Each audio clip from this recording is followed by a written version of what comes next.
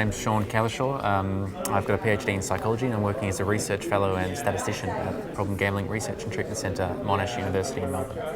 We've at Monash University have recently completed a Cochrane review of evidence, which is basically a systematic review of randomised controls of treatments. So basically it's a standard of evidence that allows us to, form some conclusions about what works in the treatment of problem gambling and what doesn't. So basically today we're presenting the findings of that review and effectively drawing some conclusions about, the short-term efficacy of cognitive behaviour therapy in both in this individual and group format in the treatment of problem gambling, using the best available sort of evidence that we have at the moment, but also highlighting, a lot of the limitations of current evidence, which is things like we actually don't know much about long-term effects following treatment. So, over a period of a year or 2 years, whether the benefits of therapy are actually lasting or not.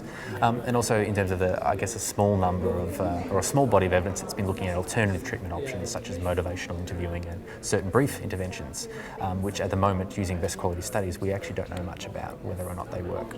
This systematic review is intended to become a clinician resource. So basically a single point of reference for the best available evidence so people can turn to when they're actually posed with questions about what works and what doesn't.